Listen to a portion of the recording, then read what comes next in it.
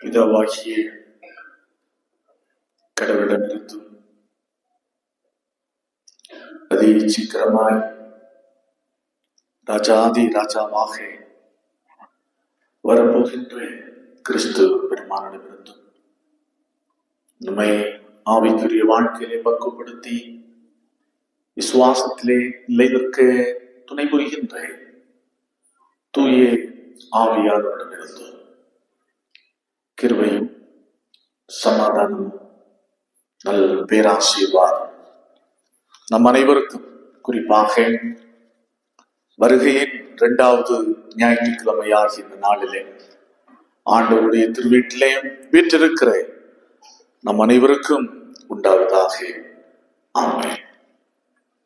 இந்த அற்புதமான வேளையில சிந்தனைக்காக முன்பு வாசிக்கிட்ட திருமறை பகுதி மல்கியா தீர்க்கதரிசியின் புஸ்தகம் 3வது அதிகாரம் 1 முதல் 7 முடிய உள்ள வசனங்கள்.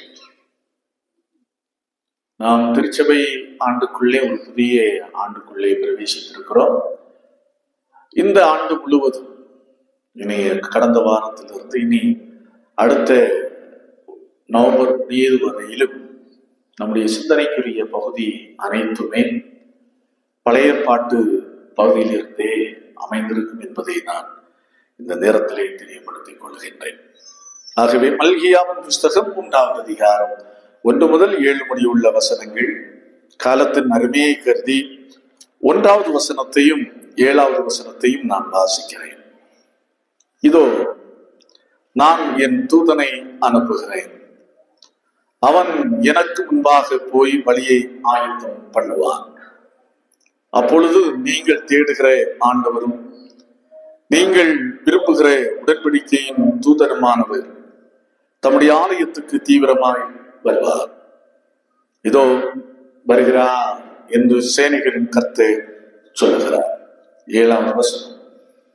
நீங்கள் உங்கள் பிதாக்களின் நாட்கள் தொடங்கி என் கட்டளைகளை கைக்கொள்ளாமல் அவைகளை விட்டு விலகி போனீர்கள். என்னிடத்திற்கு திரும்புங்கள், அப்பொழுது உங்களிடத்திற்கு திரும்புவேன் என்று சேனைகளின் கர்த்தர் சொல்கிறார். நாங்கள் எந்த விஷயத்தில் திரும்ப வேண்டும் என்கிறீர்கள்? கண்களை மூடுவோம், ஆண்டவரை நோக்கி பார்த்து ஜெபிப்போம். வசனம் தியானிக்கையோ இதயமாதோ ஆறுதலே காரிரோளில் நடக்கையிலே தீவிரமாக வழி நடத்தும் காரிருளில் நடக்கையிலே தீவிரமாக வழி நடத்து திருக்கரத்தா தாங்கிய நாய் திருசிதம்போ நடத்திடுமே குயவன்கையோ களிமண்ணா அனுதினம் நீ வனைந்திடுமே குயவன்கையோ களிமண்ணா அனுதினம் நீ வனைந்திடுமே.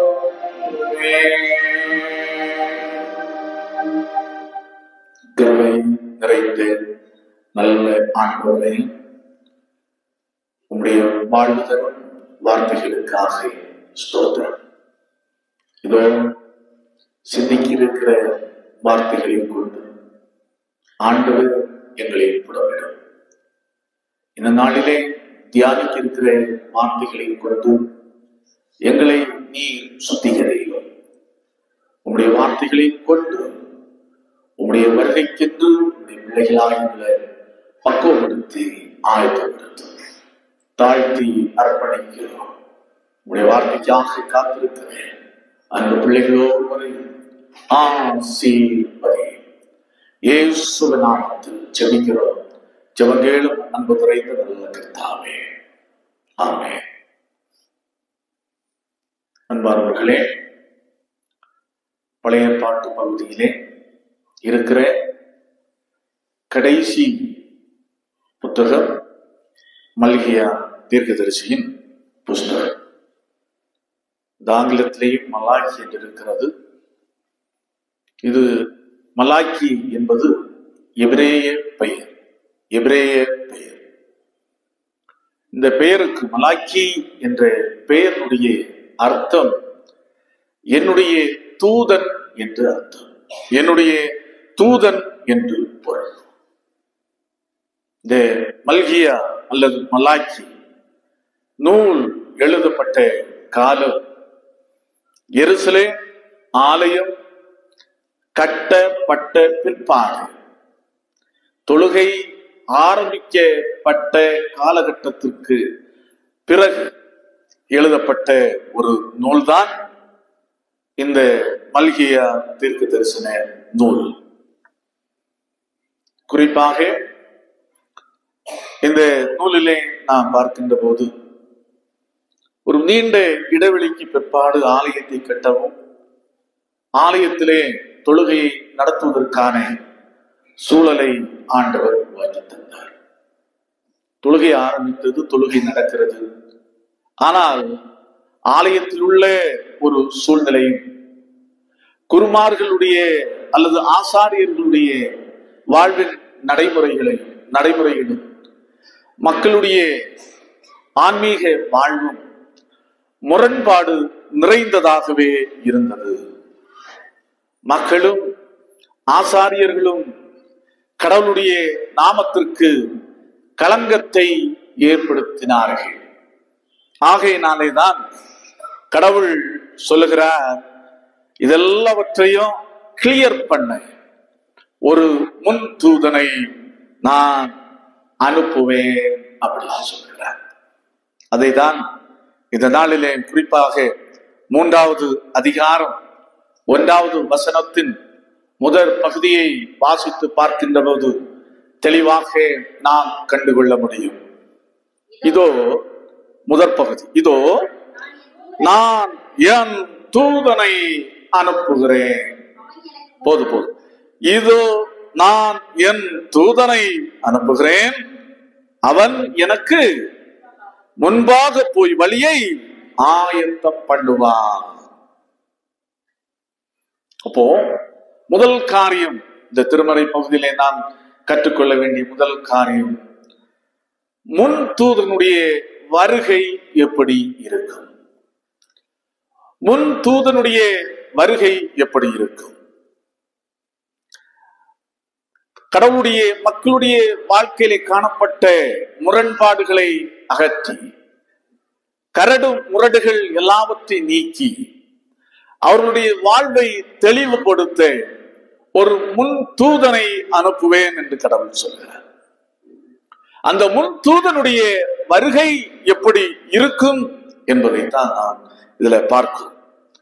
அவன் எனக்கு முன்பாக போய் வழியை ஆயத்தம் பண்ணுவான். இந்த முன் தூதன் யாரை குறிக்கிறது என்று நற்செய்தியாளர்கள் மிக தெளிவாக தங்களுடைய நற்செய்தி நூல்களிலே பதிவு செய்திருக்கிறார்கள். இந்த முன் தூதன் யார் என்று சொன்னால் வேறு யாரும் அல்ல, யோவான் ஸ்நானகனே. அப்போ முன் தூதனுடைய பணி என்ன? முன் தூதனுடைய பணி என்ன? கிறிஸ்துனுடைய வருகைக்கு பாதையை செவ்வாய்ப்படுத்துவதுதான். முன் தூதனுடைய வருகை. குறிப்பாக இப்போது கொடைக்கானல் பகுதிக்கு பிரைம் மினிஸ்டர் வருகிறார் என்று வைத்துக் கொள்ளுங்களேன். 2 மாதம் பொறுத்து பிரைம் மினிஸ்டர் வருகிறார் என்று சொன்னால் மத்திய அரசும் அதை சார்ந்த பிரதம அலுவலகமும் சுறுசுறுப்பாகி பணிகளை ஆரம்பித்து விடுவார்கள். முதலாவதாக ஆட்களை அனுப்புவார்கள். சாலை வசதிகள் எப்படி இருக்கிறது, சாலை வசதிகள் எப்படி இருக்கிறது, பாதுகாப்பு நிலைகள் எல்லாம் எப்படி இருக்கிறது என்பதை பார்த்து வந்து அவர்கள் அறிக்கை கொடுப்பார்கள். அப்ப பாதைகள் சரியில்லை அப்படி என்று சொன்னால் உடனே மாநில அரசுக்கு தெரிவிக்கப்பட்டு சாலை பணிகள் எல்லாம் படுஜோரா நடக்கும். ஏன்?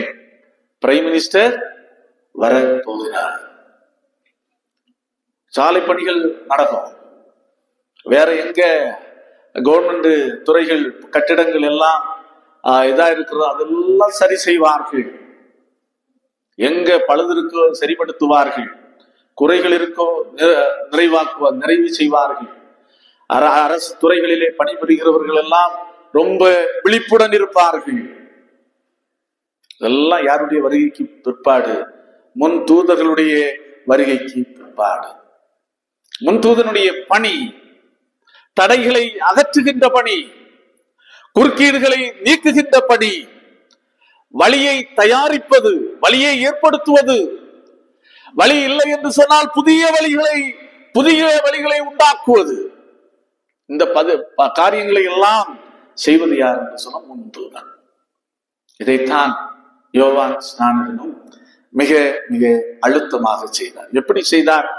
எப்படி பாதையை செவ்வாய்ப்படுத்தினார்? இன்றைக்கு வாசித்து கேட்ட நற்செய்தி பகுதியில மிக தெளிவாக பார்க்க முடியும். விரியன் பாம்பு குட்டிகளே,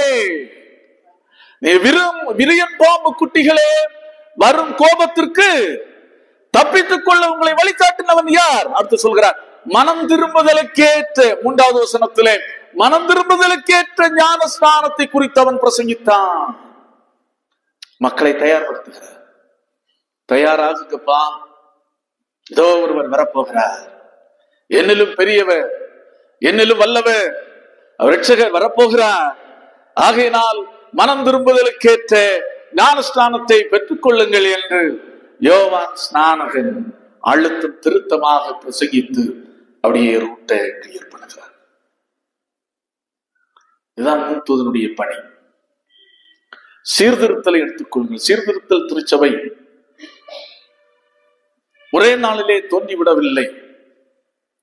மார்ட்டின் லூத்தருக்கு முன்பாகவே ஜான் விக்லிஃப், ஜான் ஹஸ் போன்றவர்கள் இதற்காக உழைத்தார்கள். இதற்காக தங்களுடைய வாழ்க்கையை தியாகம் செய்தார்கள், தத்தம் செய்தார்கள். ஆனால் மார்ட்டின் லூத்தர் வந்து அதை என்ன செய்தார்? செய்து முடித்தார். அப்போ மார்ட்டின் லூத்தருக்கு முன் தூதர்களாக இருந்தவர்கள் ஜான் விக்லிஃப், ஜான் ஹஸ் போன்றவர்கள். அதே போலதான் இங்கு இயேசு கிறிஸ்துவுக்கு முன்பாக ரூட்டை கிளியர் பண்ணுகிறது. கிளியர் பண்ணது யார் என்று சொன்னால் முன் தூதனாகிய யோவான் ஸ்நானகன். அப்போ இன்றைக்கு யார் முன் தூதர்கள்? நாம் தான் முன் தூதர்கள். லாக்கண்ட் திருச்சபையினுடைய விசுவாச மக்கள் முன் தூதர்கள். இயேசு கிறிஸ்து ஒருமுறை சொன்னபடியே வந்துவிட்டு கடந்து சென்று விட்டார். மீண்டும் வரப்போகிறார். மீண்டும் வரப்போகிற ஆண்டவருக்கு ரூட்டை கிளியர் பண்ண வேண்டியது, இந்த கோடைக்கானல் பகுதியில ரூட்டை கிளியர் பண்ணி கொடுக்க வேண்டியது நம்முடைய தலையாய கடமை. கிட்டத்தட்ட 93 ஆண்டுகளாக கடவுள் இங்கே நம்மை வைத்திருக்கிறார். முன் தூதர்களாக நம்மை வைத்திருக்கிறார். அப்ப எந்த அளவிற்கு நாம் முதலாவது ஆயத்தமாயிருக்கிறோம், பிறரை ஆயத்தப்படுத்திக் கொண்டிருக்கிறோம் என்பதை இந்த நாளிலே நாம் ஒரு கணம் சிந்தித்து பார்க்க வேண்டும். அடுத்து 2வது பாருங்கள், ஆண்டவருடைய வருகை எப்படி இருக்கும் என்பதை 2வது வசனத்திலேயும் 3வது வசனத்திலேயும் மல்கியா தீர்க்கதரிசியை கொண்டு ஆண்டவர் மிக அழகாக சொல்லுகிறார். ஆனாலும் அவர் வரும் நாளை சகிப்பவன் யார்? அவர் வெளிப்படுகையில் நிலை நிற்பவன் யார்? அவர் புடமிடுகிறவனுடைய அக்கினியை போலவும் வண்ணாருடைய சவுக்காரத்தை போலவும் இருப்பார். அவர் உட்கார்ந்து வெள்ளியை புடமிட்டு சுத்திகரித்துக் கொண்டிருப்பார். அவர் லேவியின் புத்திரரை சுத்திகரித்து அவர்கள் கர்த்தருடையவர்களாய் இருக்கும்படிக்கும் நீதியாய் காணிக்கையை செலுத்தும்படிக்கும் அவர்களை பொன்னை போலவும் வெள்ளியை போலவும் புடமிடுவார். ஆண்டவருடைய வருகையிலே 2 மிக மிக முக்கியமான காரியங்கள் இருக்கும். 2 மிக முக்கியமான காரியங்கள் இருக்கும். ஒன்று சுத்திகரிப்பு, 2வது நியாய தீர்ப்பு. 2வது வசனமும் 3வது வசனமும் சுத்திகரிப்பை குறித்து மிக தெளிவாக சொல்லுகிறது. 5வது வசனம் நியாய தீர்ப்பை குறித்து மிக அழகாக வெளிப்படுத்துகிறது.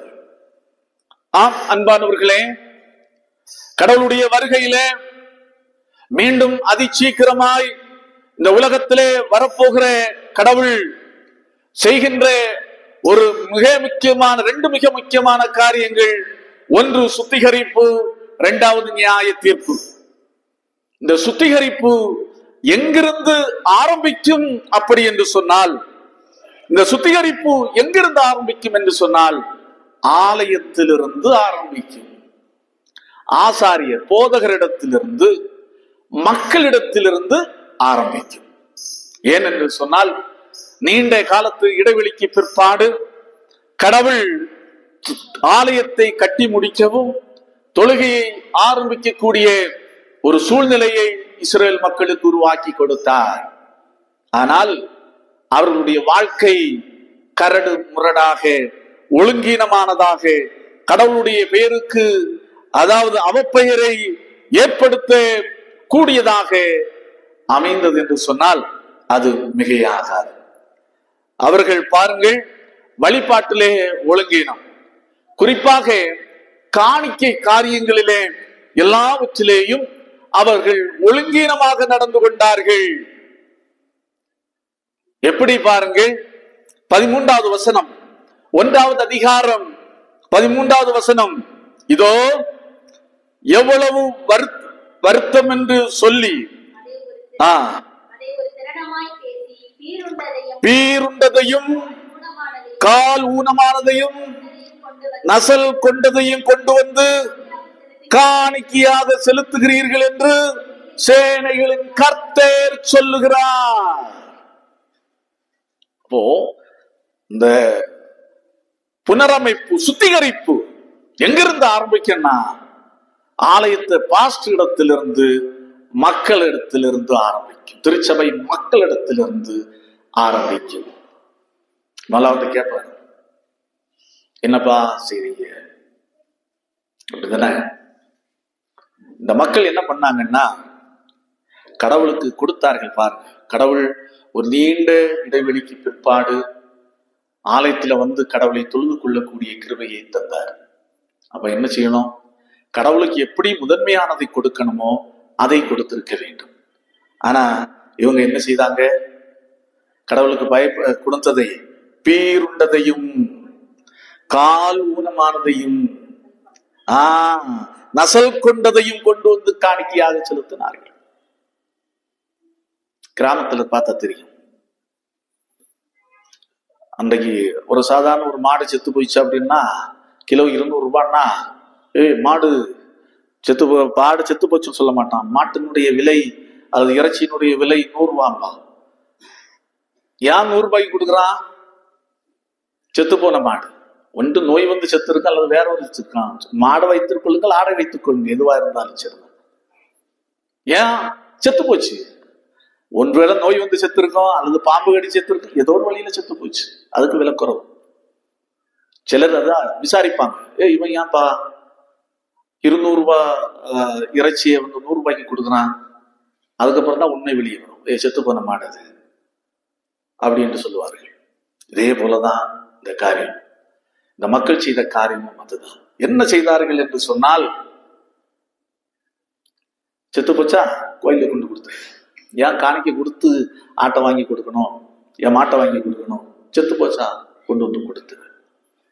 நாம் இன்றைக்கு செய்வது போல வீட்டுல பழமையான நோட்டுகள் கிடக்கும், ரூபாயில நோட்டு இருக்கும், பேங்க்ல கூட எடுக்க மாட்டான். ஆனா அதை போடுறதுக்கு ஒரு இடம் இருக்கு. எங்க எங்க காணிக்கை பெட்டியில போட்டா முடிஞ்சு போச்சு, யாரு பார்க்க போறா அப்படி என்ற ஒரு எண்ணம். உங்களை நான் சொல்லவே இல்லை, நான் இப்பதான் உங்களை பற்றி எல்லாம் எனக்கு தெரியாது, உங்களை தான் குறைய சொல்லல. அப்படி இருக்கு. திருச்சபை, பட்டணத்து திருச்சபைகளும் அப்படி இருக்கிறது.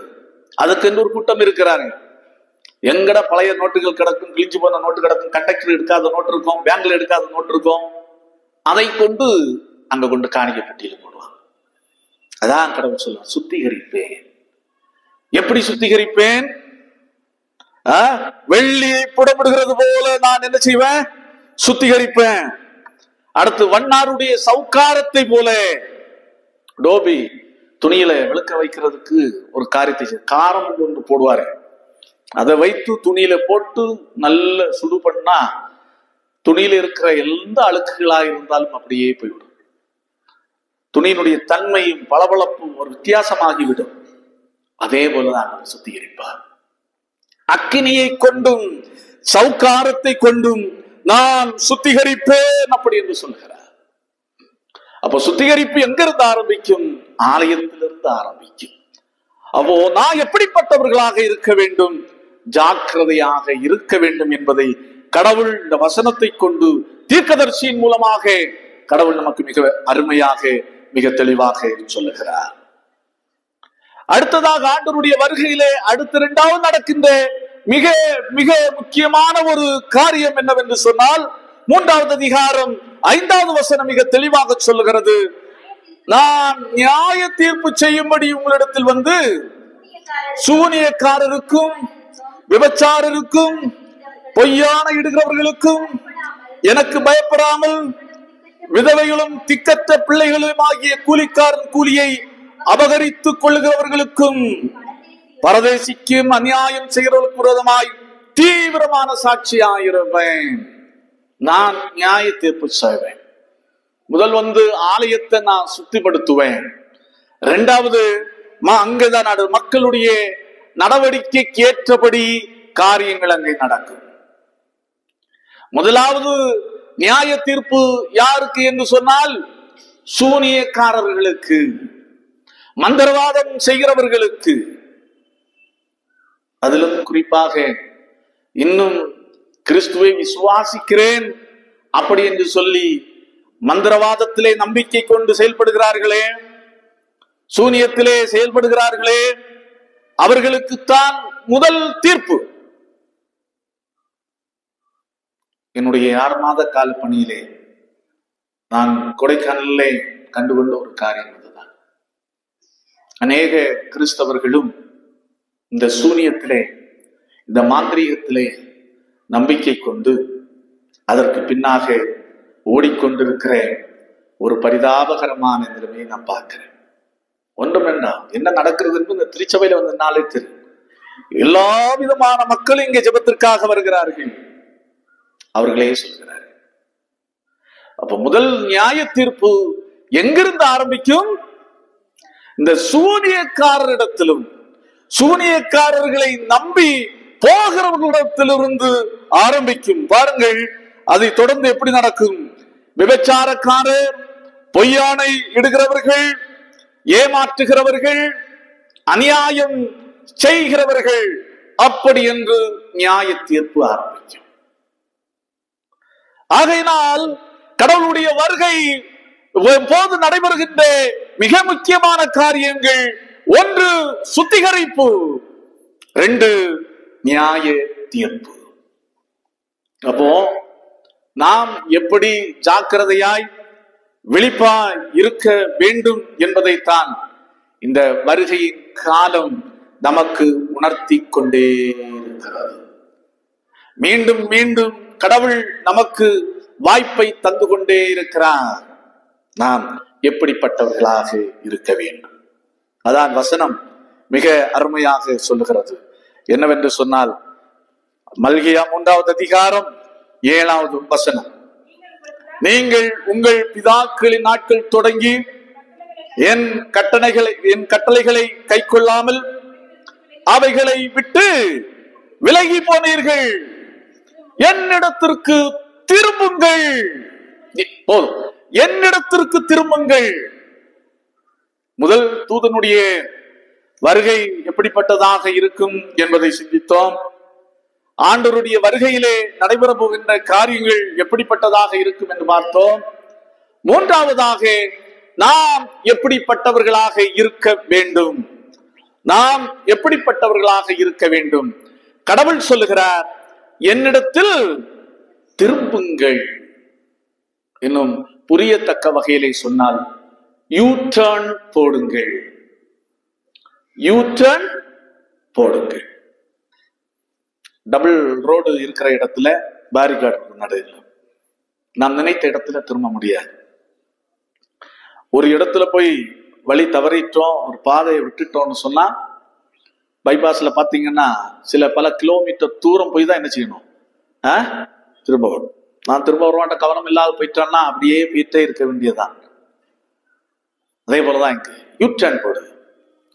நீ பாதை தவறி விட்டாய், ஆனால் நீ இருக்க வேண்டிய இடத்துல இல்லாவிட்டாயானால் நீ அப்படியே யூ டர்ன் போட்டு கடவுளிடத்திலே வா அப்படின்றது. ஒரு மனமாற்றம் தேவை. கிறிஸ்துனுடைய முதல் பிறப்பு பண்டிகையை வருகையை கொண்டாட ஆயத்தப்படுகிற நாம், இந்த வருகையின் காலத்திலே கடவுள் நமக்கு மீண்டும் ஒரு வாய்ப்பை தருகின்றார். இந்த ஆண்டின் கடைசி இந்த ஆண்டின் கடைசி நாட்களிலே மீண்டும் நமக்கு ஒரு வாய்ப்பை தருகின்றார். புத்தாண்டுக்குள்ளே பிரவேசிப்பதற்கு முன்பாக கடவுள் மீண்டும் நமக்கு ஒரு வாய்ப்பை தருகின்றார். என்ன வாய்ப்பு என்று சொன்னால், மனம் திரும்புவதற்கான ஒரு வாய்ப்பு. நம்முடைய தொழுகையிலே மாற்றம் இருக்க வேண்டும், நம்முடைய சமூக நடத்தையில் மாற்றம் இருக்க வேண்டும், நம்முடைய ஆன்மீக நடத்தையில் மாற்றம் இருக்க வேண்டும். அதான் முன் தூதனாகிய யோவான் ஸ்நானகன் மிக அருமையாக மிக தெளிவாக சொல்கிறார். எப்படி மனமாற்றம் அடையும்? அவரிடத்துல ஏராளமான மக்கள் வந்தார்கள். அதுல 3 வகையான ஜனங்கள் இக்குறித்து இந்த நாளிலே நாம் வாசித்து கேட்ட நற்செய்தி பகுதியிலே பார்த்தோம். ஒன்று, ஜனங்கள், பொதுவான ஜனங்கள் கேட்கிறார்கள், ஓகே, நீங்கள் மனம் திரும்ப சொல்லுகிறீர்கள், நாங்கள் திரும்ப ஆயத்தமாயிருக்கிறோம், எங்கள் பாவ வழிகளை விட்டுவிட ஆயத்தமாயிருக்கிறோம். அப்படி என்று சொன்னால் நாங்கள் என்ன செய்ய வேண்டும் எங்களுக்கு சொல்லும். அப்படி என்று கேட்ட உடனே யோவான் ஸ்நானகன் சொல்லுகிறார், 2 அங்கிகளை உடையவன் இல்லாதவனுக்கு கொடுக்க கடவன். போதும், 2 அங்கிகளை உடையவன் இல்லாதவனுக்கு கொடுக்க கடவன். அப்படி என்று சொன்னால், அளவுக்கு மிஞ்சி, தேவைக்கு மிஞ்சி உன்னிடத்துல நீ சேர்த்து வைக்காதே, பதுக்கி வைக்காதே. நீ என்றதை பிற மக்களுக்கு நீ கொடுப்பாயாக. 2 வைத்திருக்கிறாயா? இல்லாதவனுக்கு ஒன்றை கொடு, அவன் பயன்படுத்தட்டும். ஏன் வீட்டுல பீரோயில பூட்டி பதுக்கி வைக்க வேண்டும்? இது ஆடைக்கு மட்டுமல்ல, மற்ற காரியங்களும் உரியவைகளே. ஆகவே இந்த கிறிஸ்துமஸ் காலத்திலே கடவுள் நமக்கு சொல்கிறார், கொடுப்பாயாக, பதுக்கி வைக்காத, கொடுப்பாயாக. நம்மை விட பொருளாதாரத்திலே, வாழ்வின் அடிப்படை காரியங்களிலே பின்தங்கி இருக்கிற மக்களுக்கு இயன்றதை நீ கொடுப்பாயாக. ஏனென்று சொன்னால், இயேசு கிறிஸ்துவே நமக்காக இந்த உலகத்திலே கடந்து வந்து தன்னையே கொடுத்தார். அதை விட யாராலும் இந்த தியாகத்தை செய்ய முடியாது. ஆகையினால் அதற்கு ஈடாக நாம் எதை கொடுத்தாலும் அது ஈடு செய்ய முடியாது. ஆனால் சொல்லுகிறார், நம்மால் இயன்றதை நாம் செய்ய வேண்டும். அடுத்து வருகிறார் பாருங்க. அடுத்து 2வது பாருங்க, டாக்ஸ் கலெக்டர்ஸ், ஆயக்கார், பொக்கிஷதாரி. பணம், வரி வசூலிக்கிறவன். நாங்கள் என்ன செய்ய வேண்டும்? அதிகமா ஒன்றும் நீ வாங்காதே. எது நிர்ணயித்திருக்கிறார்களோ, நிர்ணயிக்கப்பட்டிருக்கிறதோ அதை மட்டும் நீ வாங்கிக்கோ, அதை மட்டும் வாங்கிக்கோ. 10 ரூபா என்று நிர்ணயித்திருந்தால் இவன் 20 ரூபாயா ஏழை மக்களை விரட்டி வாங்கிடுவான், பொய் சொல்லி வாங்கிடுவான், ஏமாத்தி வாங்கிடுவான். அப்ப 10 ரூபாய் கணக்குக்கு போகும். 10 ரூபாய் என்ன செய்யாது? தன்னுடைய பாக்கெட்டுக்கு வரும். அதனால இதான் ஆயக்காரர்களை பார்த்து சொன்னார், எப்ப ஜாக்கிரதையா இருந்து கொள்ளுங்கள், அதிகமாக நீங்க வாங்காதுங்க. எது நிர்ணயிக்கப்பட்டிருக்கிறதோ அதை மட்டும் நீங்கள் வாங்கிக் கொள்ளுங்கள். இன்றைக்கு அப்படித்தானே அரசு எல்லா துறைகளிலும் காரியம் நடக்க வேண்டும் என்று சொன்னால், விரைவாக நடக்க வேண்டும் என்று சொன்னால் கொடுத்துதான் ஆக வேண்டும். அப்போ கடவுள் என்ன சொல்ல, வாங்குறவர்களுக்கு சொல்லுகிறார், அப்படி வாங்காது, இந்த காரியமா இருந்தால் வாங்காது. அப்ப உண்மையான மனமாற்றம் என்பது என்ன? சிலர் சொல்லுவா, ஐயா எனக்கு பொருளாதார நெருக்கடி, வாங்கித்தான் ஆகணும். அப்படி இல்லை.